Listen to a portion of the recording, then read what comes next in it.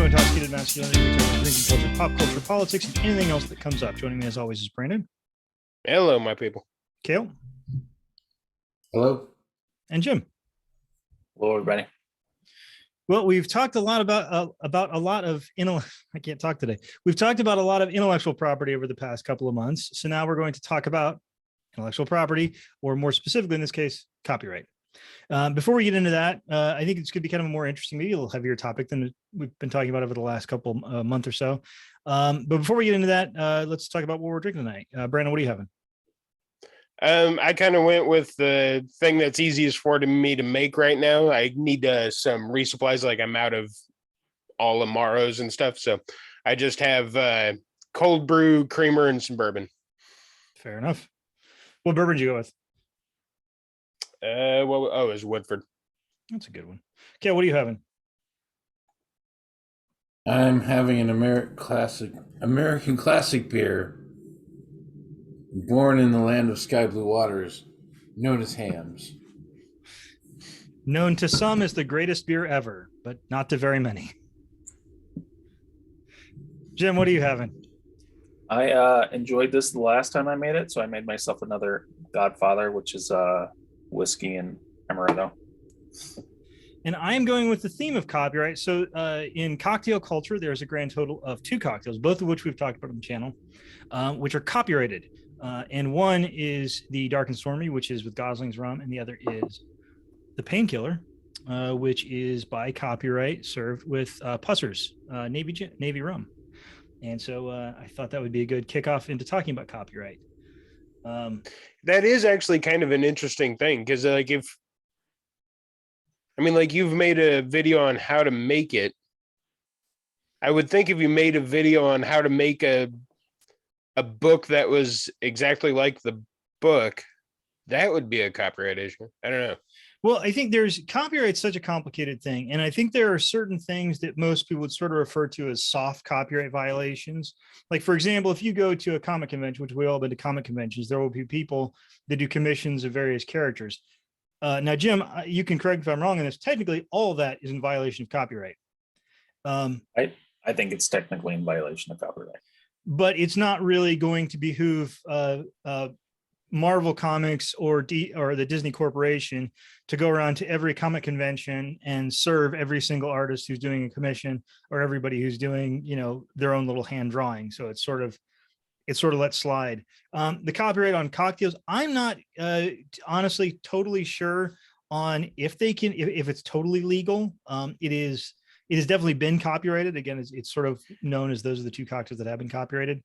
But again, I don't think that Pusser's is going to, come to a small YouTube channel and be like, hey, you made one version of a painkiller that didn't have Pusser's in it, and so we're going to sue you for damages. It's just it's sort of like I said, it's kind of like a soft copyright violation that nobody really, it's not worth their time to prosecute. Yeah. But that being said, Brandon, why don't you get us started off, and Jim, you can kind of chime in as we go through and tell us where we're totally wrong. Well, I would just add, I'm not giving any legal advice. I'm giving my personal opinions today. Yes. Yeah. Especially because I don't practice in this area. I don't know very much about copyright at all. And we're all doing this from the lay perspective. None of us are. That's a club to join here. We are, we're all rank amateurs who are just interested in this subject. Brandon, why don't you go ahead? Okay, so you might notice my background here. That is from in Britain in April 10th, 1710. They enacted a law in 1709 to 1710 and started enforcing it on April 10th in 1710 called the Statute of Anne, which granted publishers of books legal protection for 14 years. With the commencement of the statute, it also granted 21 years of protection for any books already in print. So, and this actually kind of points to one of my main problems with copyright. Notice it says it grants publishers of books legal protection for 14 years, not the author of the book. And maybe that's in there somewhere, but that's not the first thing that pops up. They're worried about the publishers getting it. And several of the videos we watched for this, trying to inform ourselves the best we can in like a week on the topic, was talking about how copyright damages individual artists. Specifically, like Spotify is kind of like modern day record companies. They get the majority of the money, whereas each artist doesn't get all that much from it. Back when, in the early to mid 2000s, when things like Pirate Bay and Napster were going strong, they're always like, well, you're robbing from the creator. But a lot of them didn't really feel that way, because a lot of people, when they heard a song they liked, they would then go out and buy the CD or buy it digitally on, from iTunes or something. And a lot of the times, and that's still a thing that happens now. If you look at the more popular YouTube channels, for instance, a lot of the ways they make money is through Patreon. They'll say, if you enjoy what I do, come support me on Patreon.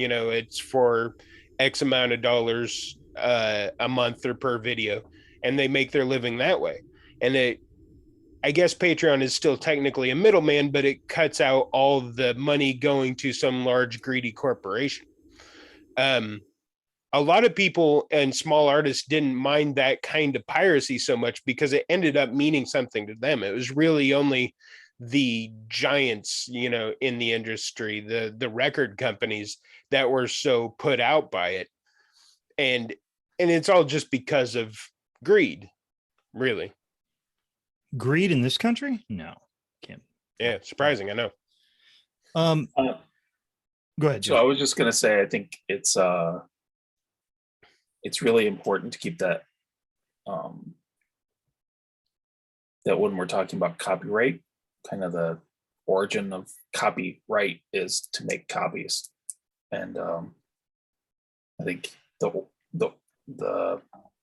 origin of the first law that you're telling is very important in that respect, that it wasn't to protect authors, it was to protect the right to make copies of works.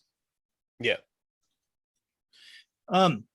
The first thing that I sort of I talked to my wife about this, and I think Brandon's been kind of thinking about this topic for a while, and Jim's an attorney, so I'm sure he's been thinking about it, quite a bit, just throughout his career, even though it's not his specific area. And the thing that I kept running into is, in my mind, and Brandon, I'm interested how you respond to this, that I sort of see two different versions of copyright. And again, this is just sort of splitting them up in my head. That there is like author copyright and that there is corporate copyright. And I think the best story to sort of illustrate, it's a pun when you hear what I'm talking about, to illustrate that is the story of probably one of the most famous fictional characters of all time, and that is Superman. So Superman was created by Jerry Siegel and Joe Shuster, and was sold to DC Comics in 1938 for $130. That is the equivalent of $2,751.66. So now, if you, let's say Siegel and Schuster had not sold and they just self-published Superman comics for their whole career, and that was what they did. Then in my mind, well, I don't know if I'm entirely in favor of copyright in that case. I at least understand it. In other words, you're saying these people created this thing and they are going to continue to create that thing and profit off of that thing solely. But that's not what they did. They sold it to Disney, probably again because they were starving artists and didn't really have much of a choice. And then Jim, as a fan of comic books, will know about this. DC then went on to sue a ton of other companies for creating characters that were like Superman.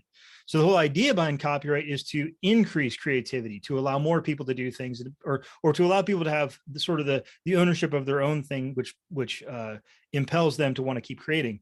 But in this case, with Superman, it actually stifled creativity, because anybody that created a character that was anything close to Superman, Disney Comics or Disney went after, with a vengeance to sue them. Captain Marvel / Shazam being maybe the most famous example of that.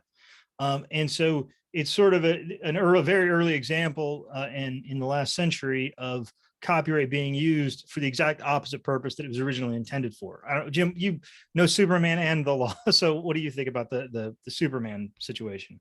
Yeah, I mean, I think the underlying thought, I think, of, if you took the pro copyright side of that, is sure, you're just discouraging people from making comic book characters that are similar to Superman. The pro copyright argument would be they can make other characters that aren't like Superman. And so it's encouraging more originality rather than what in copyright they talk about often as a derivative work. So it doesn't have to be an exact copy. It can be, something similar or using the same character in a different way. Or, there's all sorts of things that can be derivative. Like you could buy a comic book and you could resell that comic book without violating copyright. But if you take the comic book apart and decoupage a table with the comic books and then sell it, then that's probably a derivative work. So it's But it seems to me that the way they look at this has changed, because again, to take that very specific example of Shazam, and I know there was other characters, I can't bring them to mind right at the top of my head, but I know there were other. Either. Which one? I said I can't either. But I know there were. I know there were. And Shazam, I mean, he is a big buff guy, but other than that, his backstory is completely different from Superman's. I mean, he's a kid that turns into a magical guy who has, it's like.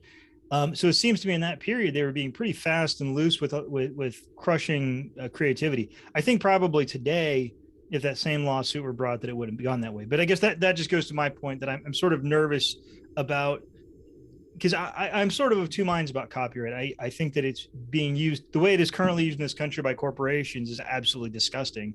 And it's allowing a character that was created by two poor kids from, New York City to be milked by one corporation for the better part of 100 years. And that bothers me a lot. At the same time, if some small creator creates a character, I think they should probably be able to profit from that character. Maybe solely, maybe for some period of time. I don't know, Brandon, what do you think about that sort of distinction? Well, even there, I'm not entirely convinced.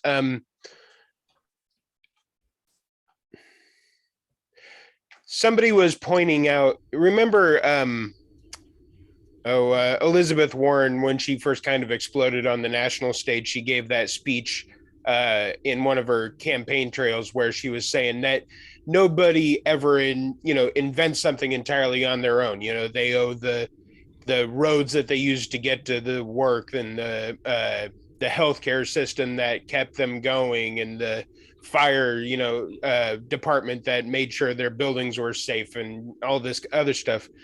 And some of the videos that I watched regarding this topic were kind of saying the same thing. Like any other invention, most stories are cultural in context. So the idea that somebody invented something entirely on their own, like Superman as an idea, isn't exactly original. I mean, it's a superhuman being that can do all kinds of things. You could probably go back to Gilgamesh and Enkidu. I mean, it's been around forever. And then another video pointed out that, say you lived next to somebody, you were neighbors, and you kind of shared, the same kind of land because you're so close to each other. And say he took out a certain piece of stone and made a statue out of it and then copyrighted that statue. Now, not only can you not make that same statue, you can't use your stone in that one specific way. And, Jim, you were saying, well, it leads to more creativity, but in fact, it limits by one, at least, the amount of things you can do with your own thing.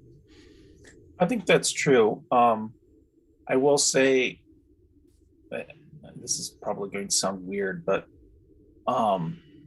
working with my kids as they were growing up on art projects, an art teacher, when they give an art project, they don't say, hey, make some art, use whatever you want, right?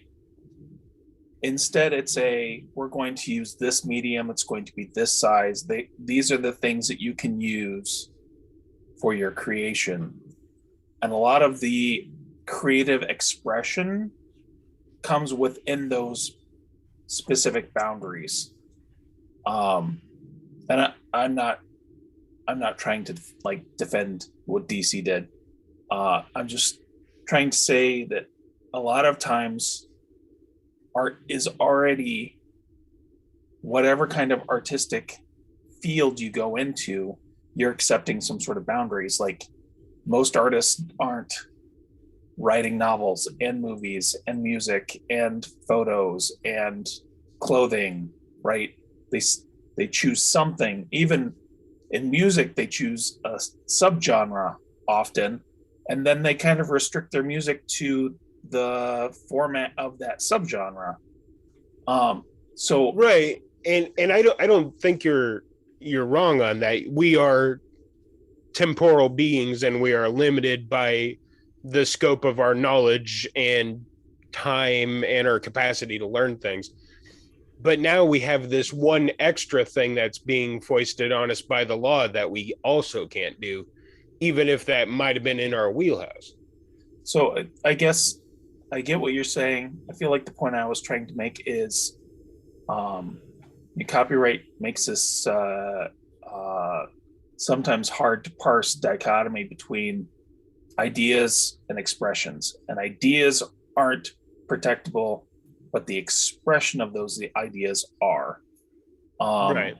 So like if I wrote You can't copyright an idea, right? Right. So if I wrote an anti-copyright paper, my ideas of, my ideas about copyright aren't protectable, but how I express them are. So you could write a paper that comes to the same conclusion using a lot of the same facts, but you couldn't copy exactly what I said or express it Right. exactly the same way that I expressed it. Well, could I step back one, because I think this might be helpful to just kind of decide where or figure out where we all are. I sort of see a series of positions with regard to this. So one position is that copyright as it stands right now is great and we shouldn't change a thing. Position two is copyright right now is maybe a little messed up, that we are protecting copyright too much. Another position could be that copyright as a whole should be entirely abolished, and that anybody should be able to copy anybody's anything and profit off of it in any way they feel like. And obviously there's a lot of minutia, or a lot of declination points in between those two positions, or those three positions, or whatever you want to describe it. So Cale, where do you think you are on this? We haven't talked to you very much. So where do you think you are on that? Do you think you're closer to everything's good the way it is? We need to completely abolish it? Do you think it needs to have some kind of reform? And if so, what kinds of reform? Well, as you pointed out, I think it was Michele Boldrin and David K. Levine wrote about copyright law that it discourages innovation and prevents invention. Really, my thoughts on that is because monopolies will buy up all the rights to all the ideas, and it's just another means of wealthy owner class to keep control of the means of production, not by controlling a supply of tangible stuff, but by restricting the ability to create independently of a system designed only for profit, and more so to punish those who try to live outside of it.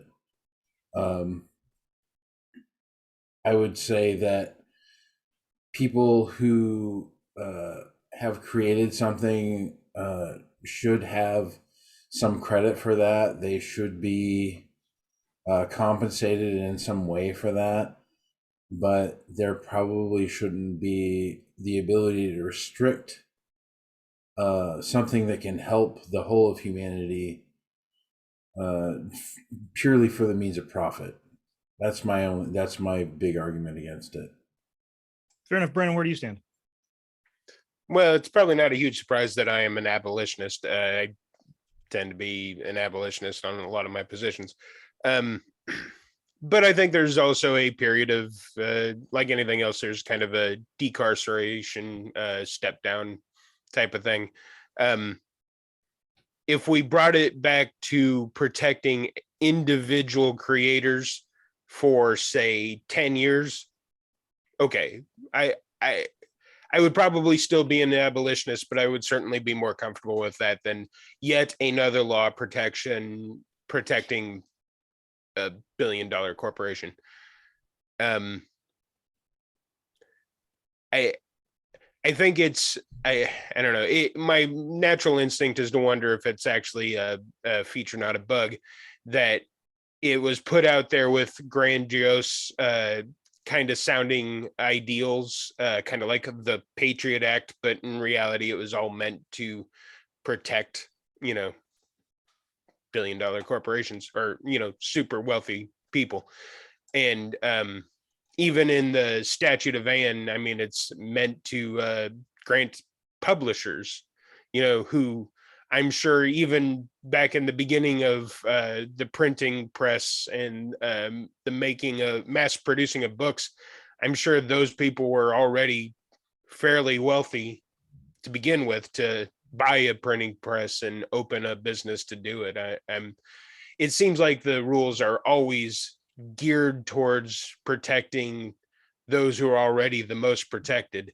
So for me, my initial reaction is abolition, but I could definitely be talked into protecting the little creator for a while and until, such time that we could get rid of it altogether. Sounds good. Jim, I'm going to go next because I said so. But I kind of wanted you to respond to all three of our positions and tell us how we're all three right. Even when we disagree, we're all right. Now, so two of the things that I sort of got off on in my head thinking about was two creators, Edgar Rice Burroughs and Ian Fleming. How Edgar Rice Burroughs and Ian Fleming are dead and have been dead for some time. And yet their families continue to profit off of their work. So this sort of adds another thing and another sort of layer to this, where it's somebody who is not the creator who is profiting greatly off of somebody's work. So whatever that, I don't think I'm in favor of entirely abolishing copyright, but I do think that if somebody has created something and sort of given that to the world, then individuals can't profit off that forever. And certainly, I mean, at the very least, when somebody dies, then their work should go into the public domain. And I think that is like probably about the least. But I mean, you get to these people like, even a lot of the characters, Superman, Batman, Captain America, Namor, the Human Torch, all the people that created these characters are dead and have been dead for some time. And yet there's still one corporation that gets to continue to profit off of that. And I would like to clarify one thing in case people are misconstrued what I'm saying, is DC, if the copyright goes away, DC Comics can continue to make superhero movies in the exact same superhero movies they've always made. The only difference is anybody else could too. And then so it gets into, if you're a capitalist, which I am not, it gets into sort of a marketplace of ideas. And then if Marvel wants to be the movies that they go see, then they just have to make the best Marvel movies that people want to go see. And so that's sort of where I stand. What do you think? Not to be facetious, but I kind of agree with all of you. So I think the most concerning development for me personally of copyright over the last 100 years has been the continuous extension of the copyright term. And I've got a diagram about that I'm going to put up so people can kind of look at that. It shows all the different extensions throughout the years. So, I mean, it used to be for quite a while, every year more stuff was going into the public domain. And it's kind of been a hodgepodge, but it's not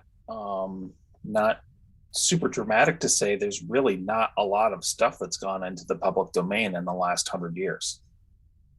It's kind of come to a standstill because every time we reached the point where some of the stuff that was copyrighted in 1927, I think, or something like that, comes close to coming to the end of its term. Congress says, hey, let's extend copyright again. And they do that totally on their own and having nothing to do with the fact that the corporation absolutely, because donating millions and millions of dollars to the politicians to get them reelected. Exactly. And that doesn't do anything to encourage the creation of new works. Like 100 years of creations, those things were already created under the existing copyright system of when they were created, and then you're retroactively extending their term, which it just has never made any sense to me, because it's not encouraging. It's encouraging new works going forward, but it's rewarding previous works that were already made. I mean, if you view copyright law as some sort of social contract, then the contract's already been executed. Why are you taking stuff away from the public domain to give more rights to the existing work? So one of the other problems with it is, you mentioned Edgar Rice Burroughs, and one of the articles had a good example of some of Burroughs' works is still copyrighted, and some of it was old enough that it fell into the public domain a long time ago. And the stuff that's still copyrighted, a lot of it isn't in print. And the stuff that's in the public domain is in print because anyone can access it, anyone can print it. So it's more available. And as far as I know, nobody is like taken Tarzan, ripped out the title page and put their own name in it. I mean, it's still, everybody knows who wrote it. Being in the public domain hasn't changed it. So the other thing I was going to say is, I feel like there's often a boogeyman of, well, if there isn't copyright, then, all hell will break loose. Well, I often think of Peter Pan. Peter Pan's in the public domain. Like, Disney makes Peter Pan movies. Other people make Peter Pan movies. There's Dave Barry wrote a Peter Pan book series. Like, I didn't know that. It's not, it's pretty good, actually. It's young adult. It's pretty good. Having things in the public domain isn't the end of the world. Like you said, it just is a different market where anyone can make a work with Peter Pan as their main character or as a secondary character. And people are going to be attracted to the ones that speak mostly to them or that are artistically the best. I also think that there are other ways to protect things, like with DC and their characters. A lot of that stuff's trademarked. And that's an entirely different realm of protecting people, protecting businesses. And it's based on making sure the consumer knows who they're getting a product from. So even if Superman was in the public domain, DC would have some legal remedies to say, well, Superman's in the public domain, but you can't confuse people about whether this is a DC film or not a DC film. So, well, and I think I don't think everything has to be protected by copyright, is I guess what I'm saying. Well, also, if you have some degree of separation, let's say Captain America, for example, we talk comics. We're all comic books fans, so forgive us. I'm sure there's a million other books that are probably better to talk about, but I know comic books. So I'm talking comic books. So, for example, like Captain America is another character that I believe should be in the public. If you got by older law, should be in the public domain, and isn't. It's like, okay, you can write stories about Superman, but you can't write Avengers #2. Right. But you can write your own stories about Captain America. And I think that's, again, I think there are very reasonable things that most people could agree to. But the problem is, like most things in our body politic, it's the fact that, all the politicians are owned by the large corporations, and the large corporations want to make money. And the thing that's crazy about it is if all this stuff was public domain, like I said, Marvel Comics could still make tons of money doing superhero movies. They want a monopoly of that. And Brent, I want to lead in, because I think this is something you probably were interested in talking about. Is the idea of, so we all understand what monopolies are, sort of in the traditional sense, where one corporation or group of corporations controls an entire market and is allowed to price gouge and control that market. So we're sort of giving corporations an intellectual monopoly over characters for literally possibly centuries. So Brandon, what do you have to say about that? Yeah, well, and not only Jim, correct me if I'm wrong, I thought I heard that the latest numbers are something like death plus 70 years. Yeah. That's insane to me. And you would think that putting it in the public domain would only cement the legend. Like if I wrote a story with Peter Pan joining John Carter on Mars, I mean, people are just going to love Peter Pan the more and more stuff he gets put into and the more crazy adventures he has. I don't know. It seems like that would be a good thing if your real concern was the story of Peter Pan, I guess. One of the things, the video that I rewatched and thought was one of the best is an excellent video called "Should We Abolish Copyright" by Tom Nicholas. And he was talking about how, it's a Marxist view, the idea that there's the difference between personal property and private property. And he was kind of saying the same thing, that an idea can never be personal property. It's inherently private. But then he was also saying that private property creates a power imbalance. And I think that's largely my problem with copyright, is it creates this power imbalance. Even if I were to say, okay, I really like this character, I want to put him in my own story, which a lot of people, there is a lot of like fanfic apps out there where people are doing this kind of thing. And I think it's probably the same thing Mike was talking about earlier, where it's just, it wouldn't benefit them to go after every single one that does this. Also, most of the fan fiction people aren't using it commercially, so it's all freely available. So that's another thing too. Like you can write fanfic, and again, I don't know, Jim, maybe you can clarify this. In my understanding, you write fanfic as long as you're not charging anything for it, as long as it's something you're just doing that is completely free and doesn't have any kind of profit to it. But they could go after you even if you're not making money off it. They could. I honestly don't know. I suspect that Brandon's right, that they aren't going after people just because it's not worth their time, but it doesn't mean that they couldn't go after them. Yeah, I would think also, that was my understanding. Even if they did have a court case, I mean, they would have to show some kind of damages, and if somebody's not charging any money for it, you would have an awful hard time showing that the person did damage to the. Yeah, and I don't know how copyright damages work, but I will tell you, in the digital age, it's a little bit scary, because I would imagine that some of it is based on the number of copies. So if you wrote a fan fiction that became popular and got shared on a Facebook thread, and 100,000 people looked at it, then every time they looked at it, that's another digital copy that got made, which in copyright law, I would imagine could be bad for you. I had a two-part question, which is now a three-part question. First of all, I understand there's got to be some kind of statute of limitations on copyright before it becomes public domain, and I imagine that probably varies. Well, that's what Brandon was saying. We're going to put up a thing.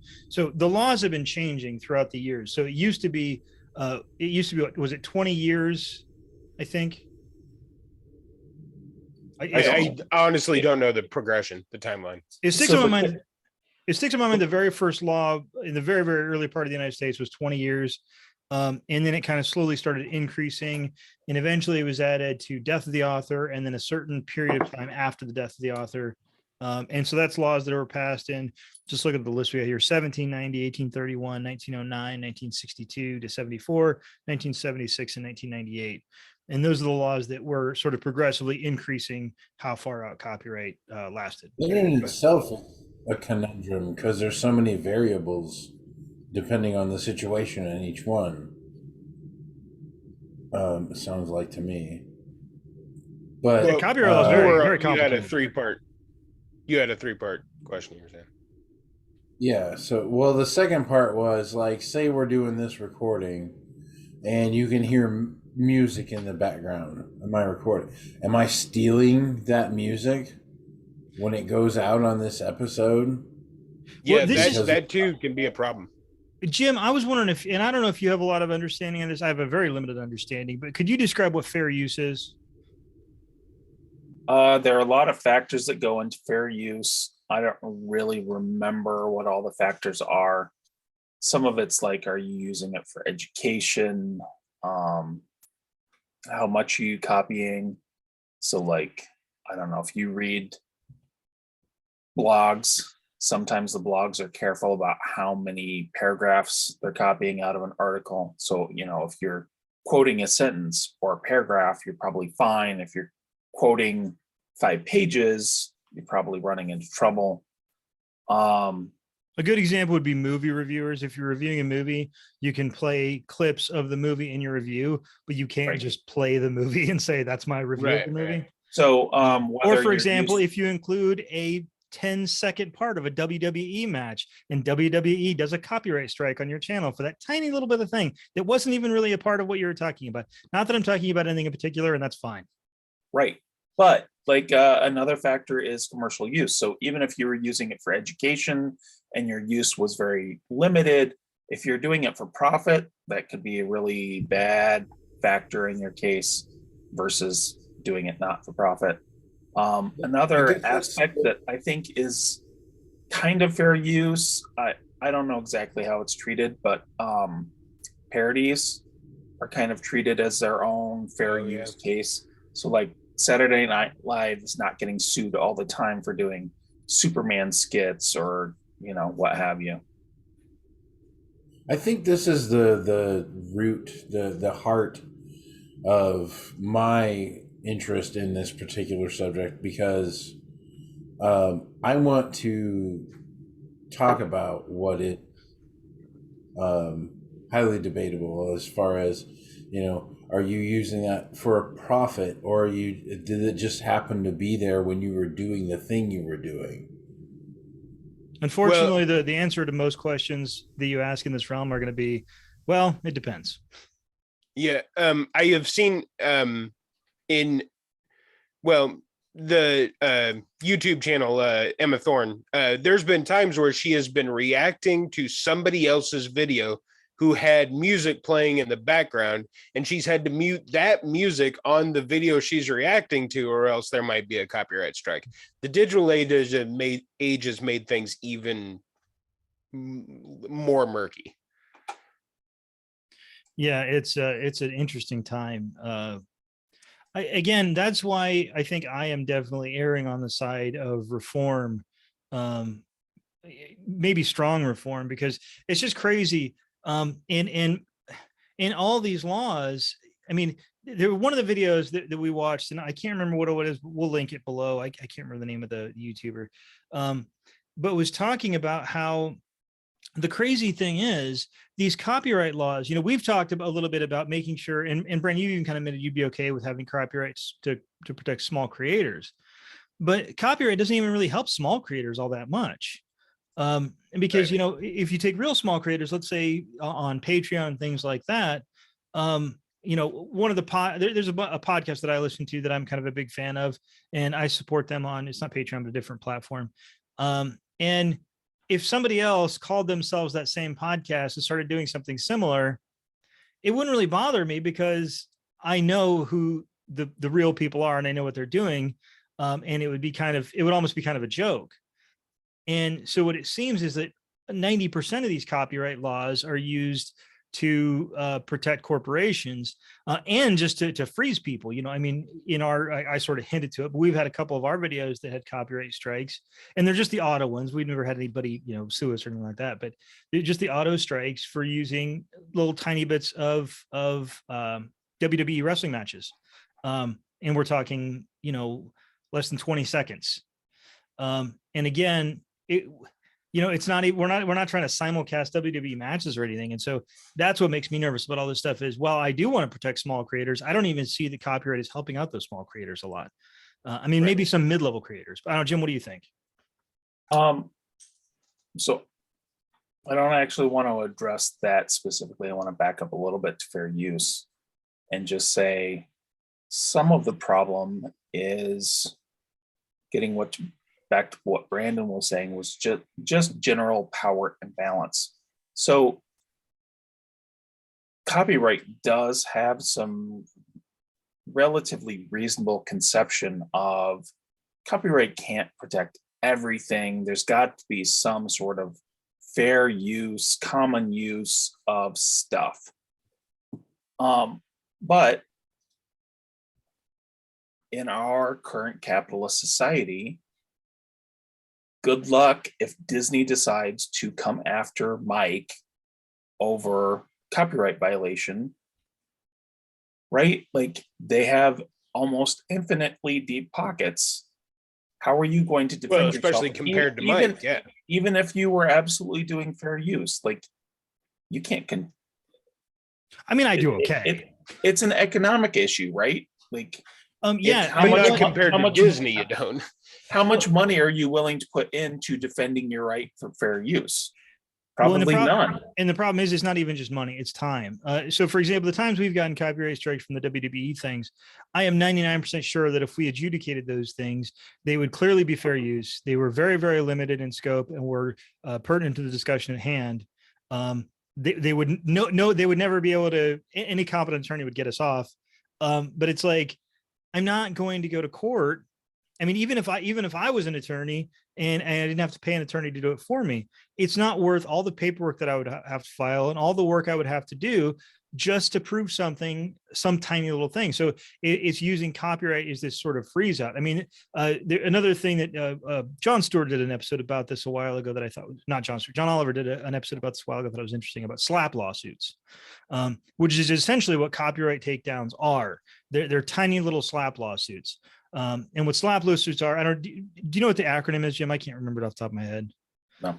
It's basically lawsuits that people file just to freeze people out. Say, I'm gonna pay an attorney or in this case probably a room full of attorneys, a bunch of money to file a lawsuit, and you can either desist and stop doing what you're doing, or you're gonna have to get an attorney and fight this thing, and you're gonna have to spend a bunch of money too.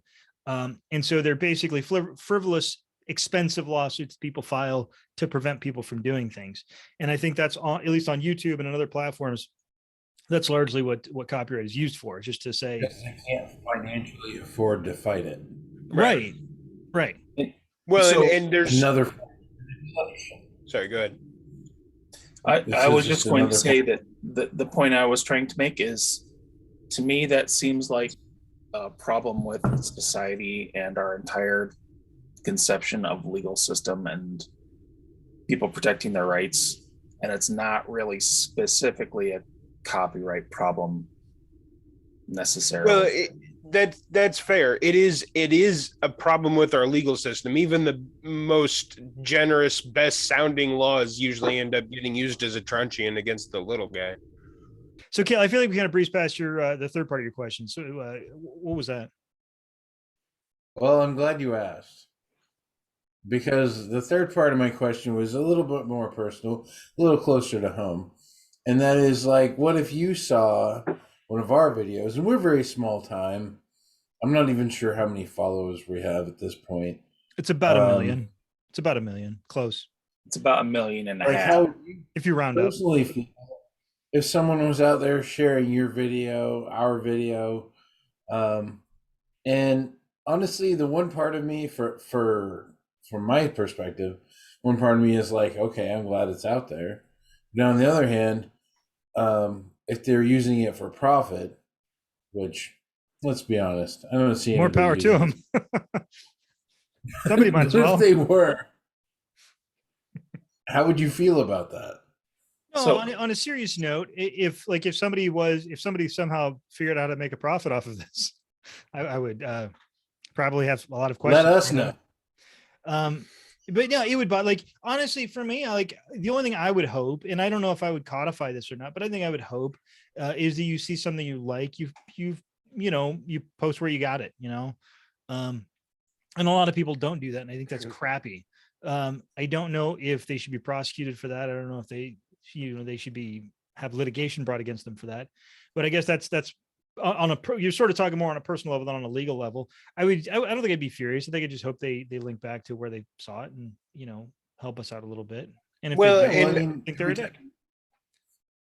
On the same point too, I think it would almost certainly be somebody who didn't have much other forms of income. You're not gonna, so I wouldn't begrudge them that so much. And it would be limited in scope no matter what they did, because we're the ones producing making the content. So even if they took one of our videos and found some way to make money off it, they couldn't give their customers more than what we have already made. It become pretty obvious pretty quickly that they weren't the ones made it because their faces are on the thing. So, I mean, eventually it would almost have to be, especially in the digital age where it'd be pretty easy to track down who one of the four of us is. I mean, our names are on the screen. My guess is that it would, real names. well, my guess is it would drive some traffic back to us regardless.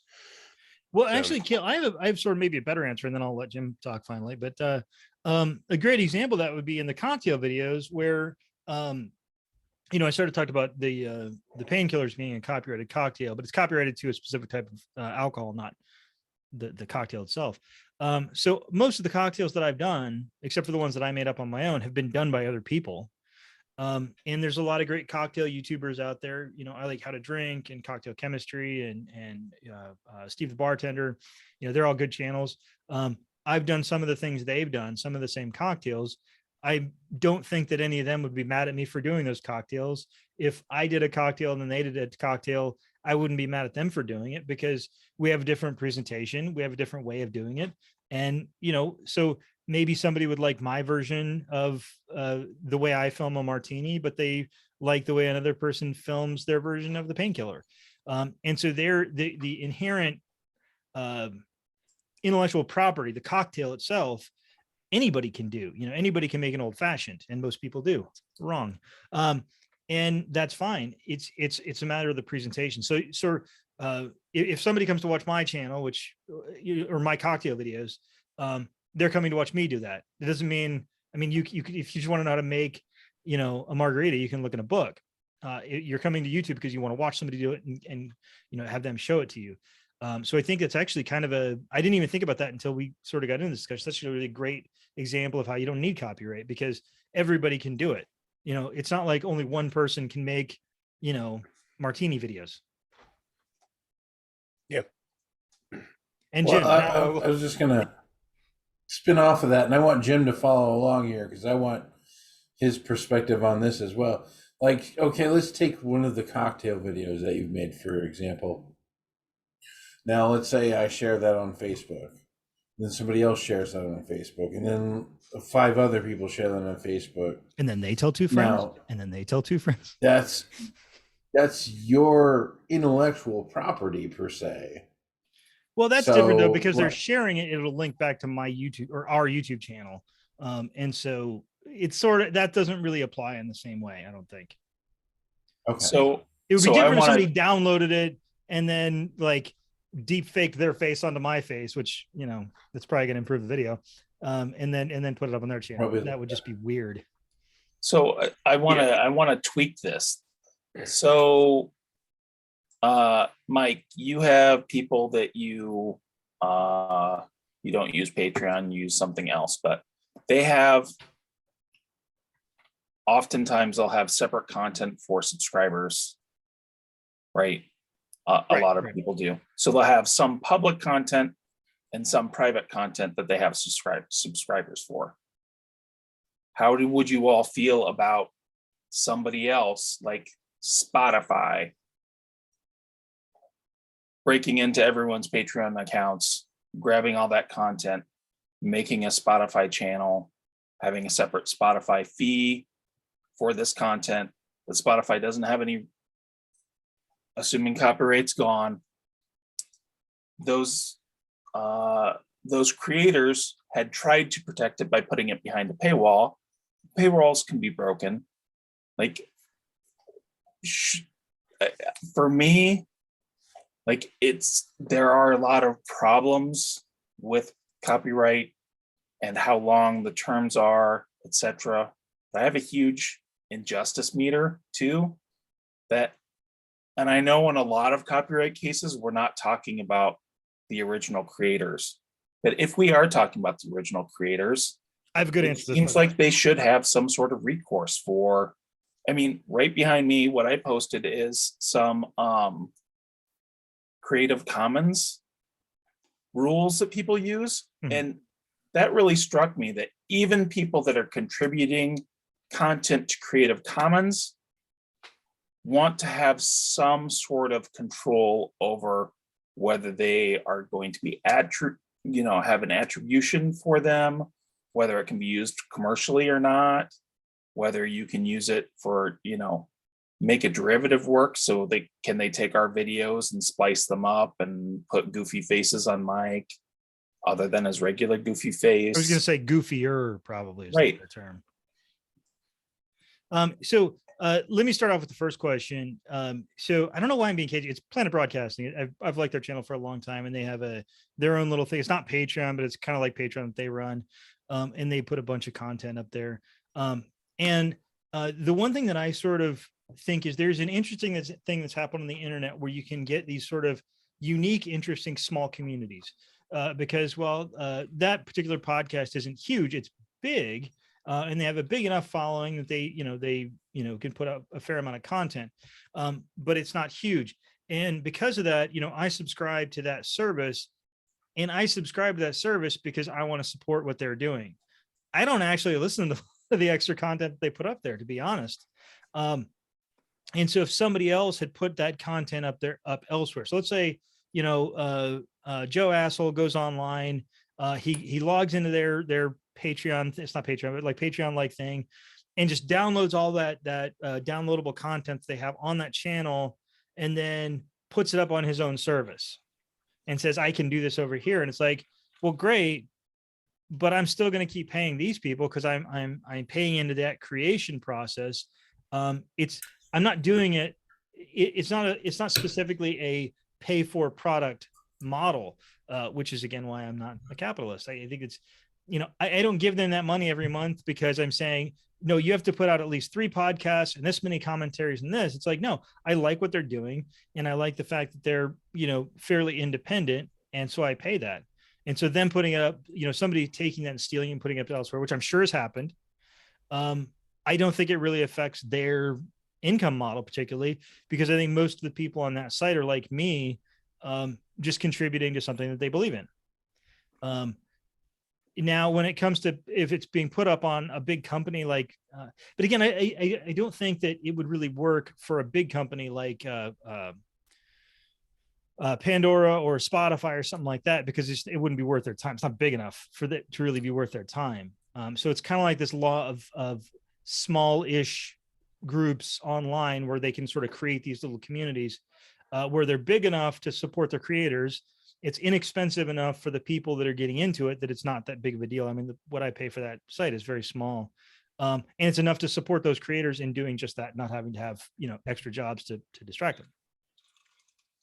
Well, and along that same lines, Jim, if we got rid of copyright,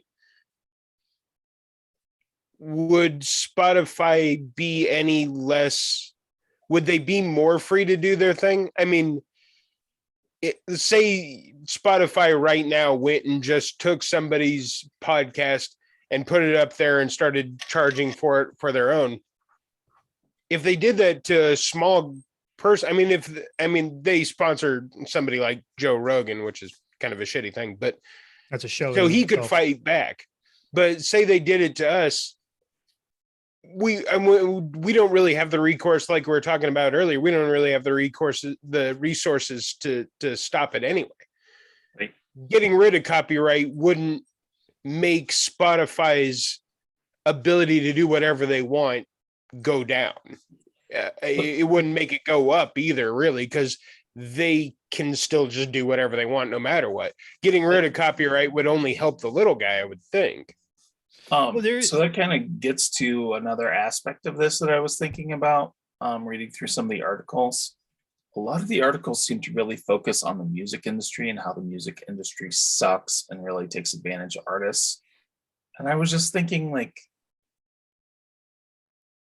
well, copyright doesn't help, but if you get rid of copyright, is the music industry all of a sudden going to be wonderful, altruistic, artists never get taken advantage of by music? No, that's not going to help. Right. And that's not me saying, well, we shouldn't do anything. It's just I think the biggest problem in the music industry is that the distribution is incredibly expensive. And so a record label can basically pay an artist virtually nothing and say it's all going to distribution costs, when in actuality it's one of those sort of economies of scale thing where, like in the whiskey industry, for example, it's very difficult for small distilleries to put together these big operations and, ship all across the country and have these aged bourbons. Whereas if you're, Jim Beam or, Brown Forman or these other companies, is very easy. So no, I don't think I think copyright probably affects that. Insofar as, bands where every single member of the band is dead and yet a record company is still making money off of their music is a little insane. But no, I don't think copyright is probably the number one problem there. I would be angry if somebody stole our videos, even if it wasn't very popular, especially if they renamed us. Like, I'm Seamus and you're Chachi. I am Chachi. I don't know. And that's my real name. And you're the Amish. It is one thing, and it's probably a little outside the bounds. Have you guys heard of the artisan PC builds? It's something that happened recently. There was there's a lot of independent PC building companies, so they were doing a giveaway. And they have these ambassador programs where basically if you have a certain amount of followers on Twitch and all the other programs that I don't know anything about, then you can be entered into these things to get a free computer. And so the one girl who won it, the guy who ran the company basically complained that her channel didn't have enough subscribers and all this stuff. Just sort of bagged on her channel, even though she had met the requirements for the build, and just threw her out. They said, no, we're going to draw somebody else. And this is going somewhere, because it's sort of like your question where it's like you have a small thing and somebody steals their content. In here, what happened is basically she talked to some of the actual real big tech channels on YouTube, all of whom immediately offered her free PCs to build and send her free PCs. And the company was in huge trouble immediately. And now they're apparently exploring employee buyout options because they, this one piece of bad publicity where they tried to screw somebody over just had a huge backlash. And I think that's one thing now in the online world.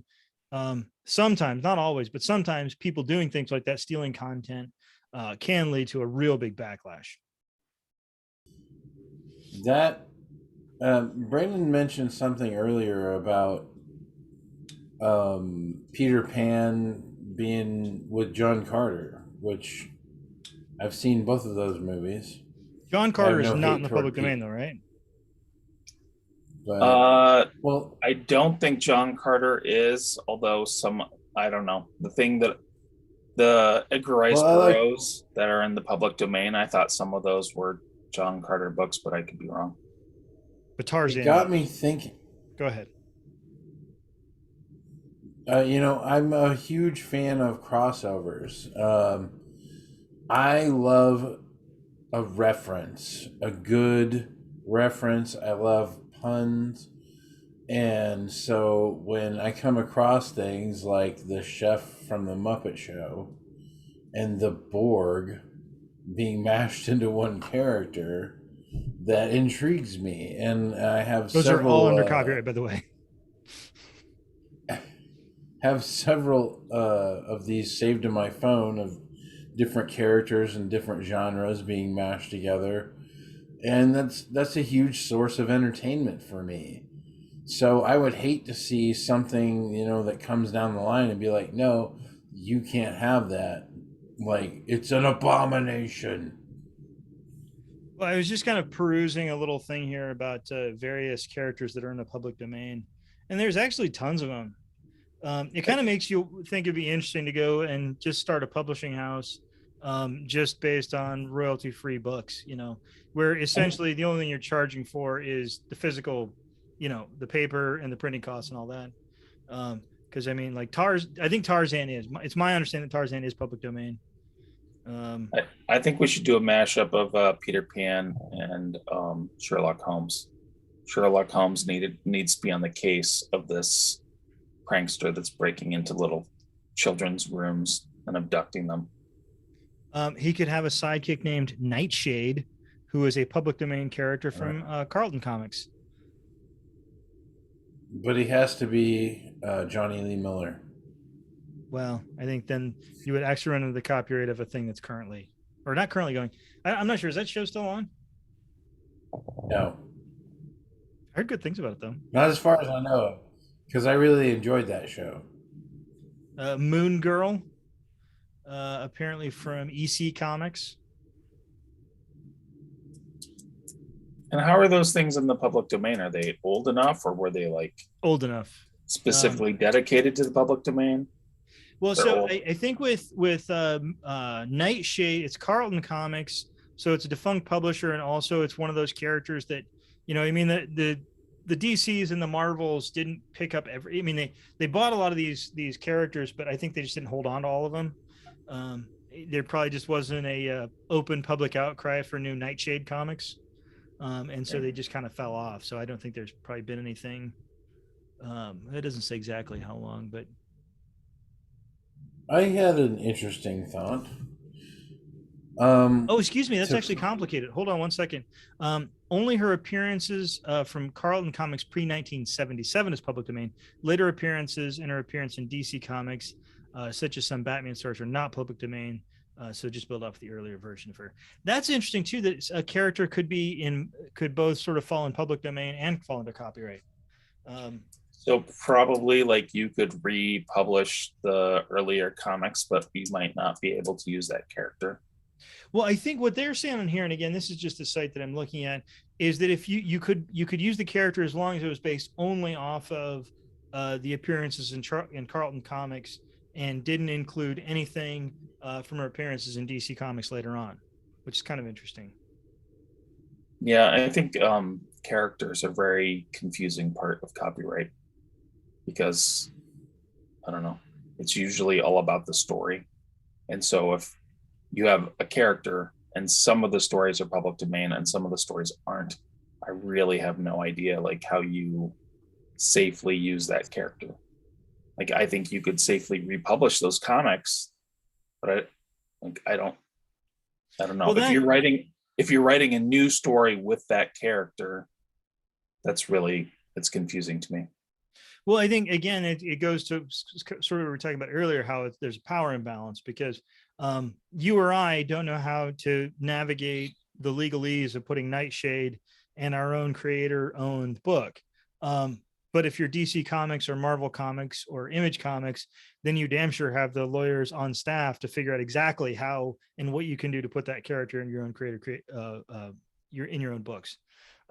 And so again, and it's one of these things. I saw a thing the other day about criminal justice reform and all this, and how so many of these things just favor the powerful versus the poor, or not even the poor, the middle class.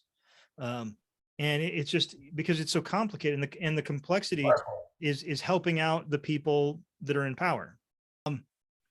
So yeah, I think we've covered a fair amount of things here, and it's one of those things. Copyright law, as we've sort of gotten into, is very, very complicated, and there's no simple answers.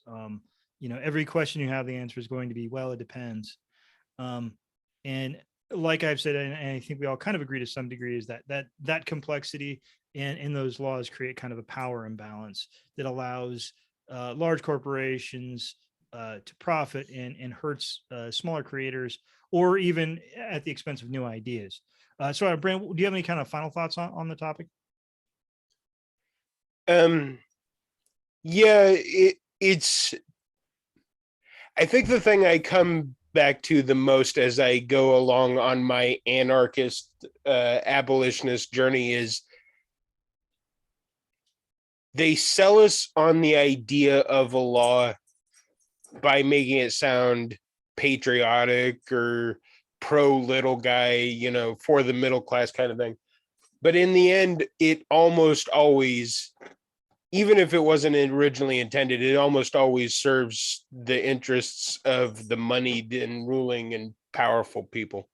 And I think the more we critically examine some of those laws and work towards an abolition of a lot of these laws, the more we take back some of the power. And I think copyright probably had good intentions. I don't know that the Statute of Anne specifically had good intentions, but I think a lot of it at least was built on those good intentions. But I think it's just ended up like so many other laws before it and so many other laws since, just come to be used as a weapon against the little guy that doesn't have the money, the time, or the power to do anything about it. All right, Kale, what do you have any closing thoughts? Yes, I do. But first, I really want to just backpedal real quick to Jim's question about being someone who makes recipes. And I think this will appeal to Mike as well. In your cocktail videos and whatnot, just because you came up with an idea for, say, a drink or a recipe for food or something like that, I mean, do you really get to say this is my idea and my idea solely and no one else can use this, even though you're using products or produce or whatever that are from the same planet that everybody else can get them from? Just big picture there on that, like, just because I think it's a really good point. I mean, when I do my cocktail videos, I make it a point to try and show the evolution of various cocktails, going back to Jerry Thomas and in some cases even earlier. Nothing was created. There's no cocktail that was just created. They didn't come into existence. Each cocktail is an evolution of a previous cocktail, and it just keeps going back. And the earliest cocktails being typically toddies, probably the oldest ones. I feel those like those cocktails didn't have creator. We don't have any idea who those creators were, and so everything is just an evolution going forward. Anyway, sorry. Better product in the end. But yeah, final thoughts. Property in the form of copyright, intellectual property specifically. They say it's necessary for innovation and creation of ideas and invention. But in the same hand, they say that it's a government grant of a costly and dangerous private monopoly. So I guess my argument against that is that property is necessary, but it should only belong to a select few, and I don't think that's fair. Because I mean, this rule should apply to property, all property, whether it comes from your mind or your hands. To me. All right, Jim, you. So I think, like you, I think there's no simple answers. I think there's some issues that copyright tries to address that I completely understand. Like I said earlier, I feel like for me, the most problematic aspect of it is the continued extension of the term of copyright. I think if copyright rights were a year long or 5 years long or 10 years long, we wouldn't care that much about what exactly the extent of the rights were. But when they're 100 years long or 120 years long or longer, then it becomes a big issue, because then nothing ever enters the public domain again. And the other last point that I would have to say is I found a lot of the anti-copyright articles have good points. One of them really struck a chord in a negative way with me. It was the I don't know if I'm saying this right, but Hani Soit article. And in the last paragraph, they say, beyond the legal iron wall of copyright law lies the potential for utopia, both financial and creative. And I was like, really? I mean, that article just, too. I think Honey Soy is the e-zine. The author, I think, was Chao Yi Wang, I think, and Okay. and they've got a lot of really good articles on there too. So I felt like that was a little over the top, that if you just did away with copyright, we'll reach creative utopia. One of my dad's favorite quotes he always used to say when I was a kid, and I'm using the H.L. Mencken version of it, which is, for every complex problem, there's an answer that is clear, simple, and wrong. So yeah, there are definitely very few simple answers to anything. But I opened up talking about Superman, so of course I'm going to close talking about Batman. There is a documentary on Hulu which I recommend for everybody because it is beautiful and heartbreaking, called Batman and Bill. And it is all about Bob Kane, who is, I have feelings about, who created Batman, and Bill Finger, who actually did all the work to create Batman. And I'm not going to spoil what happens to Bill in the end, but it's not great.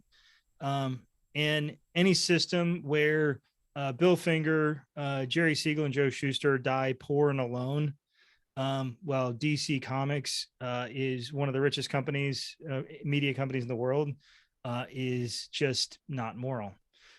So I definitely know that while the solutions are not simple, there needs to be something done differently. And I think that a lot of those old characters need to be put in the public domain. And I can do my own creator-owned Batman book, and you can do your own creator-owned Superman book, and we'll let the public decide which one they want to read, and that's which one is the better book. That being said, I know this is a complex one. It's a little heavier, but I think it's really important. And I think this does kind of hurt us as a people and helps out the large media conglomerates that rule us over and buy our politicians. So it's definitely worth discussion. There's going to be I'm wearing a brand. Yeah. There's going to be a whole bunch of links in the description. So please click on all of them. Check it out. Go see Batman and Bill. And I want to thank everybody for watching. Please like, share, and subscribe, and have a good drink, and have a good day.